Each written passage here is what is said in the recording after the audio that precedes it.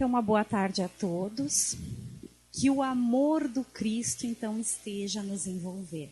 Como a Fátima falou, estamos nos 7 dias com Emmanuel, e nós vamos conversar toda semana sobre lições do livro Caminho, Verdade e Vida. E a lição para hoje, que foi reservada para hoje, é a de número 97. E ela faz, então, essa interrogativa.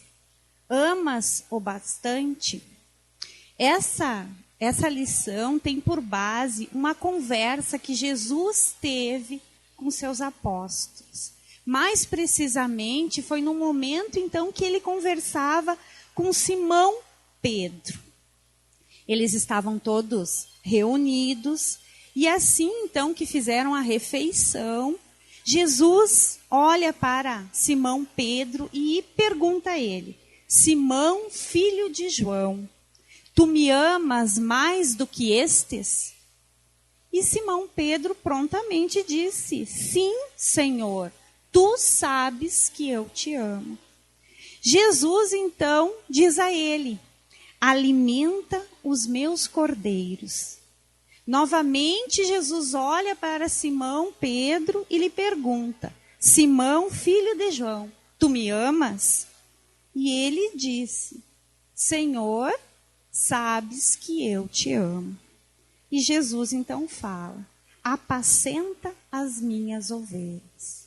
Pela terceira vez, Jesus olha para Simão Pedro e questiona: Simão, filho de João, tu me amas?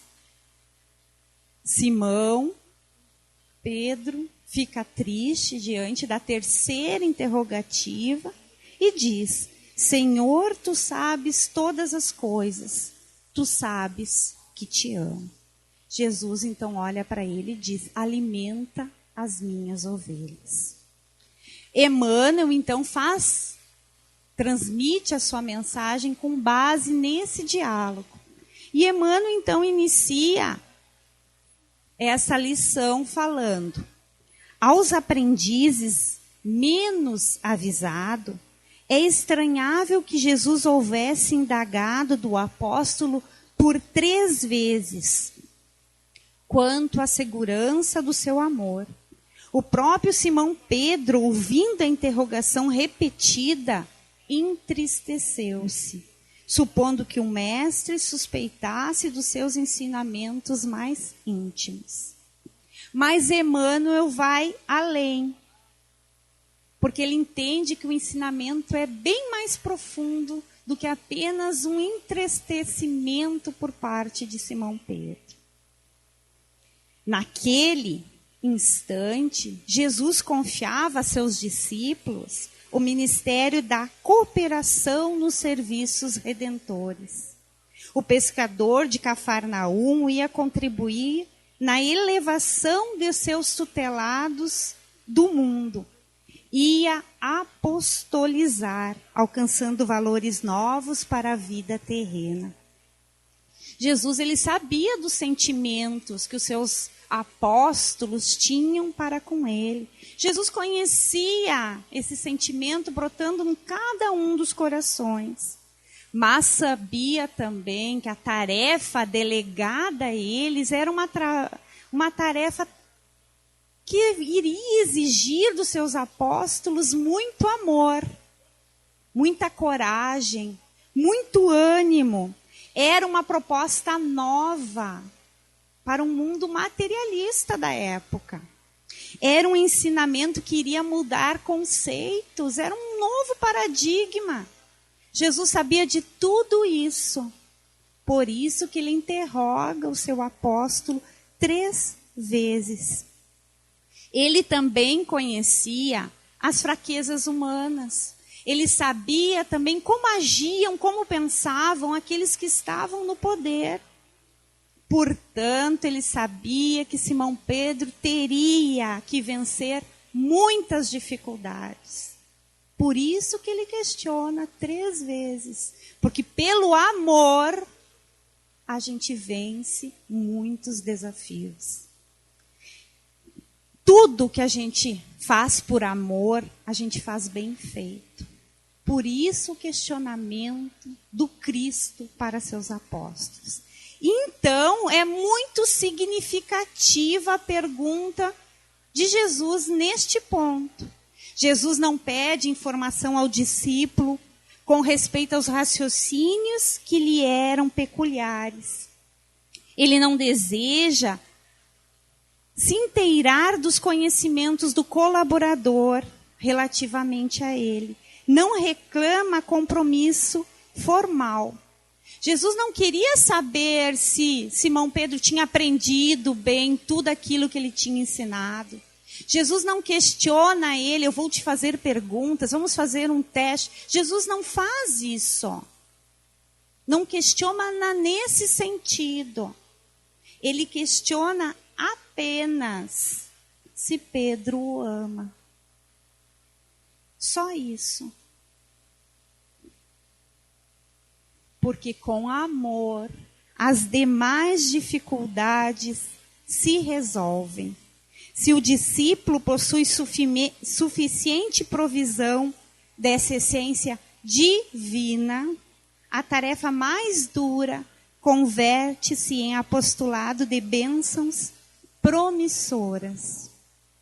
Jesus sabia então que quando tem amor na tarefa, quando tem amor na vida das pessoas, tudo se torna mais leve, mais tranquilo.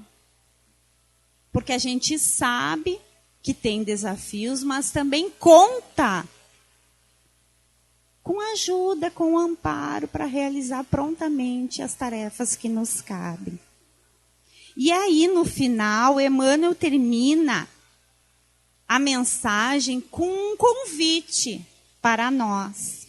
É imperioso, desse modo, reconhecer que as tuas conquistas intelectuais valem muito, que tuas indagações são louváveis, mas, em verdade, somente será efetivo e eficiente cooperador do Cristo se tiveres amor.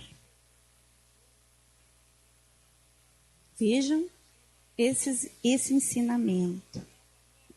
Essa mensagem ela é bem inquietante, ela traz em nós algumas indagações, nos traz um alerta. Ela é tudo isso e bem mais. Vocês já se questionaram o que significa amor? O que é o amor?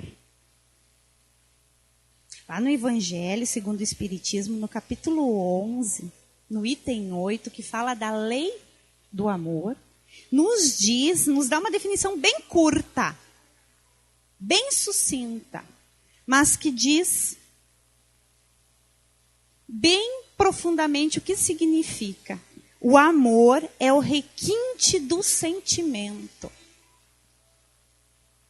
Ó, são 1, 2, 3, 4, 5, 6, 7 palavrinhas, assim, algumas ali bem pequenas. Resposta sucinta, mas uma resposta grandiosa. Por que requinte? Requinte é a ação ou efeito de requintar ou requintar-se. Extremo grau de aperfeiçoamento, excesso de refinamento. Então, o amor é o extremo grau de aperfeiçoamento. Com amor, os nossos sentimentos são requintados. Vejam quão profundos são essas palavras. O amor é de essência divina. É a parte de Deus em cada um de nós. É aquilo que nós temos de melhor. E todos nós temos.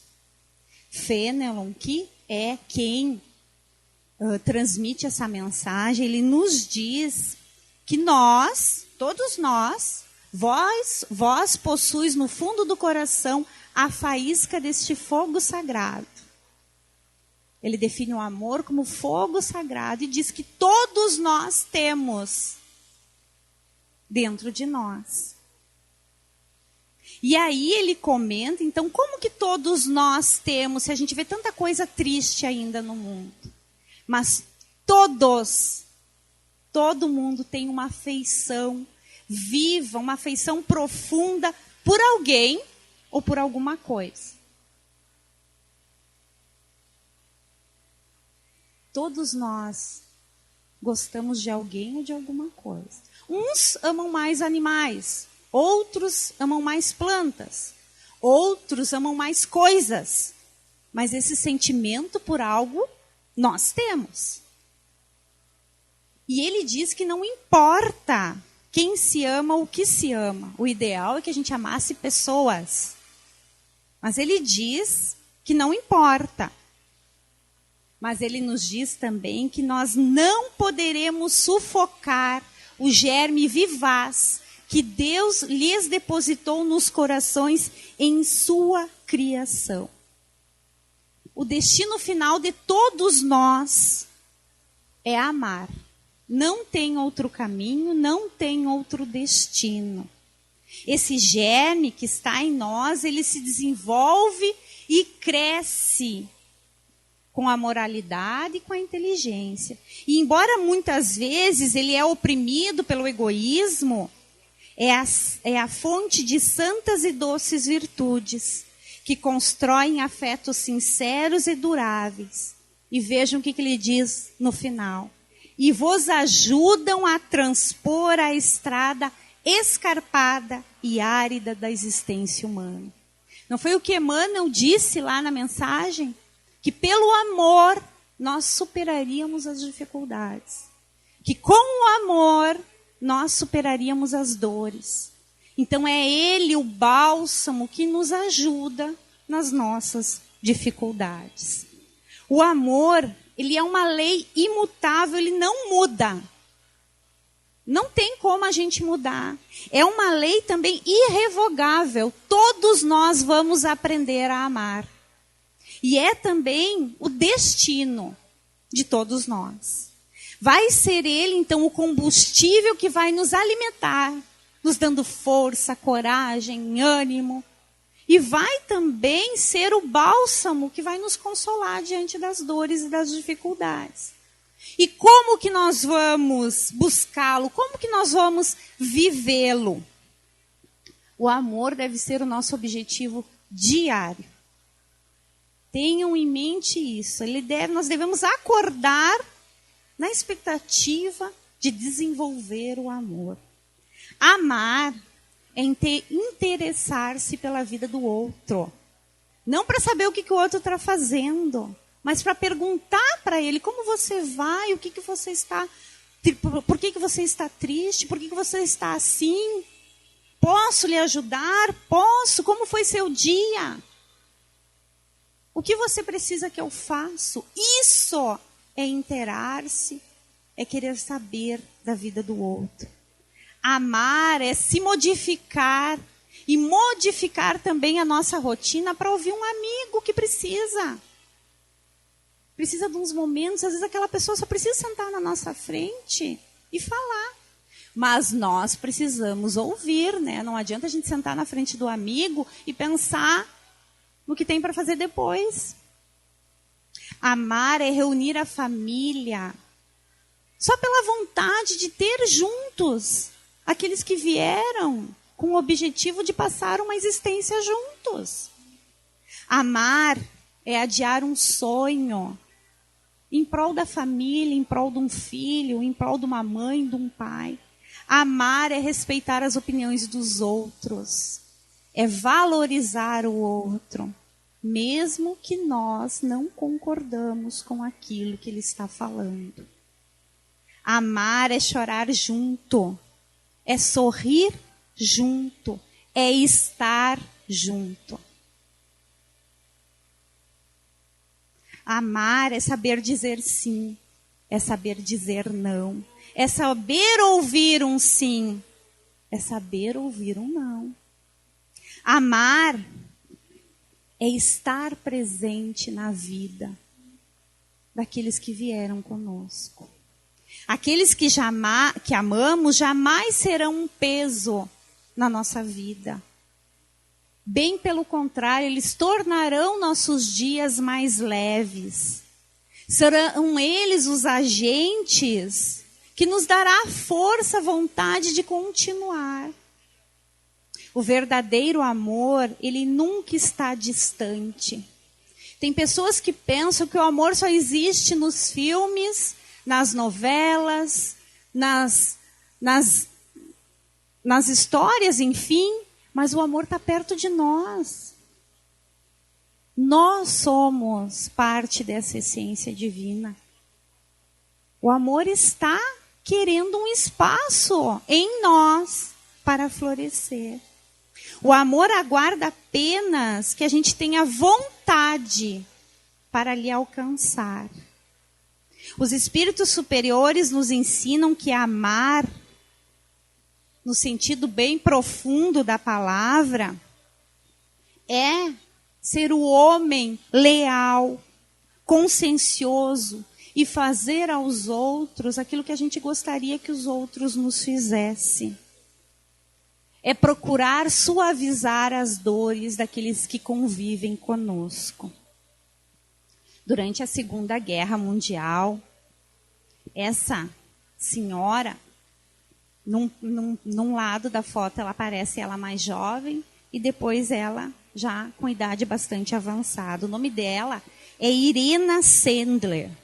Ela conseguiu uma permissão para entrar nos campos de refugiados, no gueto da Varsóvia, como assistente social. Toda vez que ela saía lá desse gueto, ela saía com uma criança escondida dentro da sua mala de ferramentas ou então dentro de sacos de lixo. Ela conseguiu salvar 2.500 crianças da morte.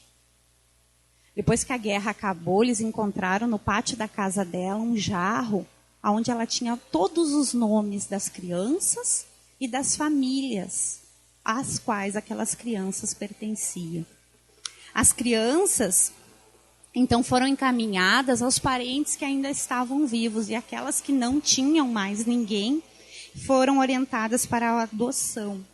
Ela morreu em 2008. E seu trabalho, então, hoje ainda é continuado através de uma organização que se chama Vida numa Jarra. Vai chegar um tempo que nós seremos capazes de amar nesta proporção. Ela foi pega no final da guerra, quebraram as 2 pernas dela, mas ela perseverou. Salvar 2.500 pessoas, crianças, né? Ela deu um objetivo útil à sua vida. Ela amou incondicionavelmente. Ela não pensou a raça daquela criança, daquelas crianças. Ela não pensou, ela pensou apenas em salvá-las. Vai chegar um momento que o nosso amor vai ir além da nossa família. E é esse o objetivo final para todos nós, nos amar em humanidade. Nós sermos o amor em ação. Diz a sabedoria popular que os que amam vivem, e os demais são mortos que caminham. Nada é mais grandioso e mais lindo do que o amor. Sem amor, nada somos. Amando, nos aproximamos de Deus. Ao invés de nós esperarmos que os outros nos amem, vamos nós empenhar em esforços para oferecer o amor. Jesus disse que seria muito mais bem-aventurado dar do que receber. Então vamos nós nos predispor ao amor.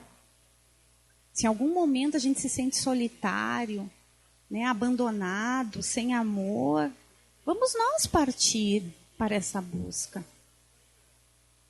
Envolver os outros em afeto, em carinho, em palavras de conforto.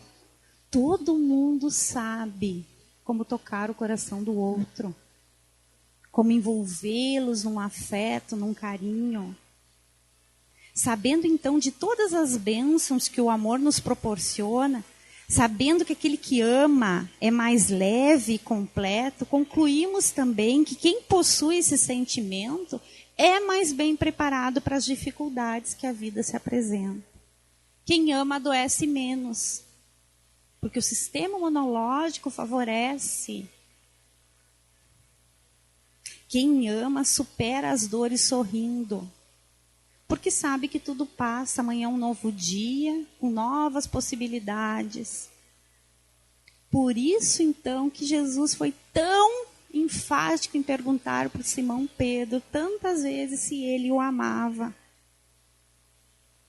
Porque amando, as dificuldades são pequenas, o nosso ânimo é grande, a nossa coragem é enorme. E a gente se compromete conosco com a causa do Cristo, que é trabalhar em nós o amor e ajudar na construção de um mundo melhor. Era isto que Jesus esperava dos seus amigos: amor ao trabalho, amor ao ideal, amor à missão que lhes foi confiada. E ele confia em nós. Nós fazemos parte dessa história. Ele confia na nossa condição de filho de Deus e então propagadores do amor. Quando chegar a nossa hora de retornarmos ao mundo espiritual, ninguém vai querer saber qual a profissão que nós temos, quantos carros, quantos bens nós adquirimos. Vão nos perguntar, a nossa consciência, quantos cordeiros nós alimentamos, quantas ovelhas nós não saciamos, no sentido figurado. Quanto daqueles que nós não tratamos com amor, quantos daqueles que estiveram ao nosso lado receberam de nós carinho, afeto, compreensão. Isso é que vai valer, mais nada. Lembram no livro André Luiz chegando lá no nosso lar? Ele logo se apresentou como o doutor André Luiz. De nada valeu. Ele precisou reaprender. E a principal tarefa que ele precisou aprender era amar. Porque com o amor ele superou, ele aprendeu a se doar. E aí sim, então, ele pôde trabalhar. Então, nós também teremos esse questionamento, nós conosco mesmos, a nossa consciência. Nos será lembrado quantas dores nós amenizamos, quanto amor nós distribuímos. O mesmo Simão Pedro, que iniciou nossa conversa de hoje, tem outra passagem muito significativa, que traz grande aprendizado também, aonde ele questiona Jesus, e essa passagem está no livro A Mensagem do Amor Imortal, da Amélia Rodrigues, psicografia do Divaldo Pereira Franco, que traz também para nós um grande significado sobre o amor. E essa passagem é tão bela que é com ela que a gente vai encerrar a exposição desta tarde. Simão Pedro, então, questiona também Jesus, lhe perguntando: amigo, na minha modesta existência e pobreza de homem do mar, jamais imaginei quão grandioso é o amor. Sempre considerei importante o cumprimento dos deveres estabelecidos. No entanto, diante de lamentáveis maldades e traições, enfrentando competições perversas de outros companheiros ingratos e as calúnias dos inimigos gratuitos, sou dominado pela inveja dos ricos e felizes, enquanto a mágoa, decorrente das perseguições sofridas, me leva à animosidade e ao desejo de desforço. Ele fala, então, das dificuldades que os seguidores do Cristo começavam a ter já naquela época. Ele fala também da vontade de revidar as ofensas, da mágoa que ele, nesses momentos, se permitia desenvolver dentro dele. E aí a gente pode se questionar se nós, em alguns momentos, também assim não nos sentimos magoados, desprezados. E a gente, às vezes, também não tem vontade de revidar. Tem vontade de xingar, de esbravejar. Vamos ver qual é o ensinamento que o Cristo nos traz. Após esse desabafo, né, houve um silêncio, porque os apóstolos entenderam que havia uma confissão ali, uma triste confissão. Mas ele continua. Desde quando surgiste na minha vida e na vida dos amigos, sol em noite escura e tormentosa. Jesus não é assim para nós também? O sol das nossas vidas, o sol que traz o brilho, o calor naqueles momentos que a gente também se encontra triste. Então alteraram-se meus sentimentos. E hoje, ante a magnitude das tuas lições, acontece-me uma revolução interior, musicada pela felicidade que desconhecia, enquanto uma dor pungente também me invade por não saber o que fazer ou como fazer a partir de agora. Esse questionamento também é nosso. Como então, se o amor é tão belo, como então nós vamos fazer? Se o convite é para o amor, como fazer? O que eu tenho que fazer? E aí ele diz, ajuda-me dizendo qual o primeiro passo que deverei dar na conquista do novo caminho. Agora imaginem Jesus respondendo isto para ele. Aquele amigo incomparável que vem, assim, imaginem Jesus chegando perto dele e falando: ama, Simão, em qualquer circunstância e situação, por mais adversas se te apresentem. O amor é o primeiro e o último passo de quem busca a perfeição e ruma na direção do excelso Pai. Nunca te detenhas no exame do mal de qualquer procedência que gera sombras perturbando-te. O mal é a ausência do bem e a sua sombra é o próprio bem. Os maus estão enfermos e, ao invés de ressentimento ou ódio que inspiram, necessitam do remédio da compaixão, essa formosa filha do amor. Ademais, guarda na mente e no coração que tudo quanto te acontecer tem uma razão de ser, embora não o saibas, não te exaltando no triunfo, nem te desesperando na dor. Persevera a tua paz no vasilhame da consciência honrada, porque ela é a base para a tua felicidade futura, mediante a tranquilidade dos teus sentimentos nobres. Nunca revides mal por mal, confiando em nosso Pai e entregando-te a Ele sem reservas nem receios. Ele cuidará de ti, investindo os mais preciosos recursos e inspiração, dando-te resistência para os enfrentamentos necessários ao teu processo. Fazia silêncio na noite, o discípulo estava visivelmente emocionado, mas mesmo assim ele pergunta: ensina-nos a amar, a mim e a todos aqueles que te seguimos. Agora vejam como que é que Jesus espera que nós aprendamos a amar. Perdoa sempre e sempre a tudo e a todos, até mesmo aquilo que aparentemente não mereçam perdão.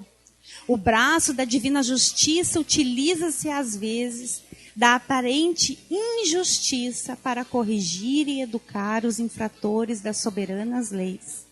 Ninguém vive no corpo apenas uma vez, e os delitos que foram na carne praticados, hoje ou mais tarde, nela serão resgatados. Nunca te permitas dúvidas a respeito da lei de causa e efeito. Conforme a tua semeadura, assim te apresentará a colheita. Quanto a ti, quanto a Simão Pedro, quanto a todos nós, faze sempre o bem, o melhor que estiver ao teu alcance, não esperando aplausos, nem temendo reproche, e já estará amando. O luar era claro, se espraiava sobre os montes, toda a paisagem daquele delicado véu realçava o brilho das estrelas. Rompendo o silêncio, então o Cristo olha para o seu discípulo e lhe diz: bem-aventurado sejas, Simão Pedro, filho de João, quando passares a amar. O convite para essa tarde, para todos nós, é que a gente aprende a amar. Este é o convite do Cristo.